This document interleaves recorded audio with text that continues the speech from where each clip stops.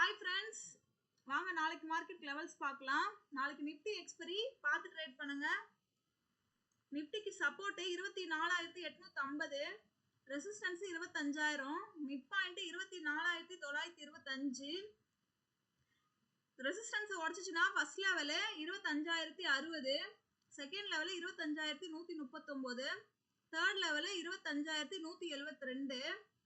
கீழே சப்போர்ட் உடைச்சிச்சுன்னா first level 24,787, second level 24,696, third level 24,675. நாளைக்கு சப்போர்ட் ரெசிஸ்டன்ஸ் பார்த்தீங்கன்னா 150 பாயிண்ட் தான். ரேஞ்ச் வந்து ரொம்ப சுருங்கிருக்கு.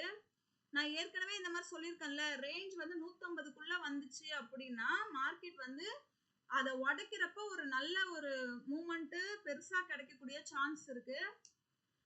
நாளைக்கு பெரிய சான்ஸ் இருக்கனால எல்லாருமே பார்த்து கொஞ்சம் யூஸ் பண்ணிக்க பாருங்க. பேங்க் நிஃப்டி பார்க்கலாம்.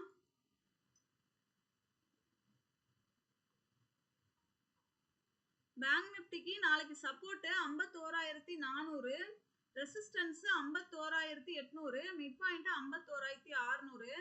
51,800க்கு மேல போச்சுன்னா மார்க்கெட் அப் ட்ரெண்ட், 51,400 கீழே போச்சுன்னா மார்க்கெட் டவுன் ட்ரெண்ட்.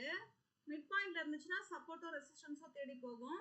பேங்க் நிஃப்டியுமே பாத்தீங்கன்னா 400 பாயிண்ட் தான் இருக்கு. 400 பாயிண்ட் 500 பாயிண்ட் கூட ஓகே. 400 பாயிண்ட் 300 பாயிண்ட்லாம் வந்துச்சுன்னா கண்டிப்பா வந்து அதை உடைக்கிறப்ப ஒரு பெரிய மூவ்மெண்ட் கிடைக்கும்.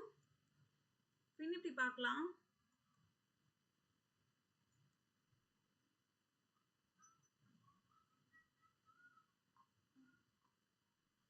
ஃபின் நிஃப்டிக்கு 200 பாயிண்ட் ரேஞ்சா இருக்கு. இதுக்கும் கூட சான்ஸ் இருக்கலாம்.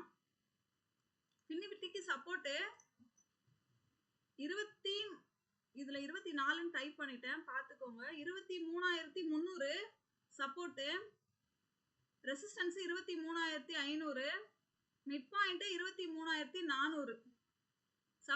சப்போர்ட் வந்து 23,000 தான். அது டைப் பண்றப்ப 24,000 போட்டேன், அது மட்டும் கொஞ்சம் பார்த்துக்கோங்க. சப்போர்ட் 23,300 தான். 23,300 கீழே போச்சுன்னா மார்க்கெட் வந்து டவுன் ட்ரெண்ட், 23,500க்கு மேல போச்சுன்னா மார்க்கெட் அப் ட்ரெண்ட்.